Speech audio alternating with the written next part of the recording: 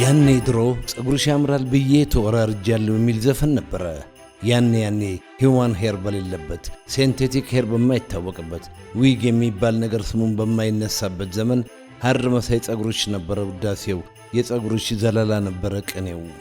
አሁን ግን ከሚያምር ጸጉር በስተጀርባ የፈረስም የፍየል የግመልና የበግ ጸጉር በፋብሪካ ተሰርቶ ለአርቲፊሻል ጸጉርነት ስለሚያገለግል የሴቶቻችንን ጸጉር ለመለየት ብንቸገር አይገርምም።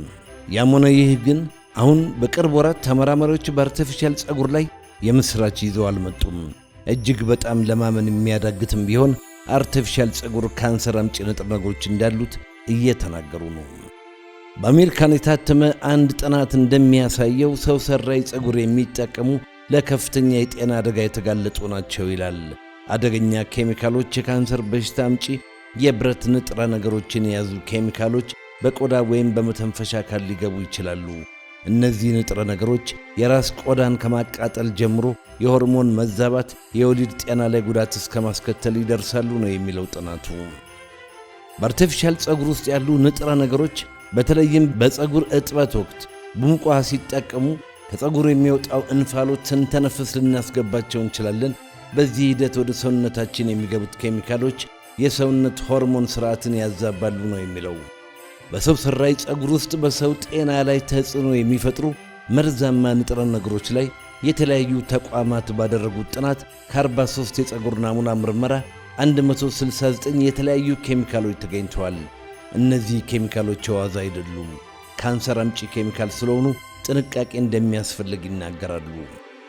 ሁሉም አይነት ሂውማን ሄር አደገኛ ተብሎ እንደማይታሰብ የቀረበው ጥናት አነስተኛ ኬሚካል ያላቸው ከባናና ፋይበር የተሰሩ በምርምር ተፈትነው ጎጂ ያልሆኑ አርቲፊሻል ሂውማን ሄር እንዲሁም የተክል ንጥረ ነገር ያላቸው በምርምርና በፍተሻ ደህና መሆናቸው የተመሰከረላቸው የጸጉር አይነቶች እንደማያሳስቡ ይጠቁማል። አሁን አደገኛ ተብሎ የተፈረጁት የሴንቴቲክ ጸጉሮች ቤንዚን፣ ሊድና በአየር ውስጥ በቀላሉ የሚበትኑ የቪኦሲ ኦርጋኒክ ኬሚካሎችን የያዙ ናቸው። እነዚህ አደገኛ ኬሚካሎች የአፍንጫና የሳንባ መተንፈሻ አካልን ይጎዳሉ። ራስ ምታት፣ የማዞርና የማሳከክ በረጅም ጊዜ ሂደት ደግሞ ካንሰር የመሆን አጋጣሚን ይፈጥራሉ። ይህንን አስደንጋጭ ጥናት ያቀረቡት ተመራማሪዎች አርቲፊሻል ጸጉሮችን ለረጅም ጊዜ አለመጠቀም፣ ከፍተኛ ሙቀት ባለበት ወቅትም አለመጠቀም፣ አነስተኛ ኬሚካል ያላቸውን ምርቶች በጥንቃቄ መግዛትና ከሁሉም የተሻለው ደግሞ ተፈጥሯዊ ጸጉርን በጥንቃቄና በእንክብካቤ ይዞ መጠቀም የተሻለ አማራጭ እንደሆነ ይጠቁማሉ። የለም የግድ ማድረግ አለብኝ ብለው የሚያምኑ ካሉ የሚደገፈው ተፈጥሯዊ ሂውማን ሄር መጠቀም የተሻለ አማራጭ ይሆናቸዋል። ፕሮሰስድ የሆነ ሂውማን ሄር በራሱ መካከለኛ ጉዳት አለው።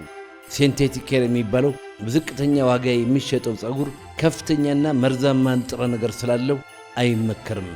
የሰው ልጅ ጸጉር በተፈጥሯዊ ሁኔታ ምንም ችግር የለበትም። ነገር ግን ከኬሚካል ሂደት በኋላ አደገኛ ኬሚካሎችን ይይዛል። ለዚህ ነው ሂውማን ሄር የተሻለ ተብሎ የሚታሰበው። የግድ መሆን ካለበት ነው እንጂ ተፈጥሯዊ የሆነ ነገርን የሚያክል ነገር የለው።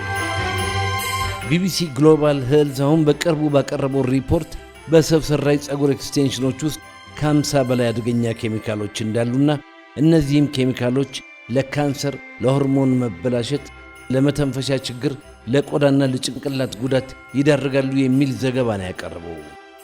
ቻይና፣ ቪየትናም፣ ካምቦዲያ፣ ማይናማር በዓለማችን የታወቁ የአርቲፊሻል ጸጉር አምራቾች ናቸው። እነዚህ ሀገሮች ሁሉንም አይነት ጸጉር ያመርታሉ። ያም ሆኖ ግን ሂውማን ሄር ከሴንቴቲክ ፋይበር ጋር እየቀላቀሉ ይሸጣሉ። ትክክለኛውን ሂውማን ሄር መግዛት የሚቸገሩ ተጠቃሚዎችም አሉ። ጤነኛውም ጸጉር በኬሚካል የተሠራውም ከነዚያ ጋር ይመረታል። ጥሩና መጥፎን ለመለየት የብራንድ ኮንፊውዥን ስላለ ብዙዎቹ በሌብል ብቻ መምረጥ ይቸግራቸዋል።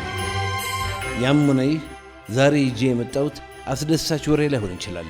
ነገር ግን እንደ ቆብ በቀላሉ በላያችን ላይ የምንደፋቸው አርቲፊሻል ጸጉሮች ይህን ያህል ጉዳት እንዳላቸው ካወቅን ይሄም በራሱ ትልቅ ነገር ነው። መልካም ጊዜ። ሳምሶን ማሙ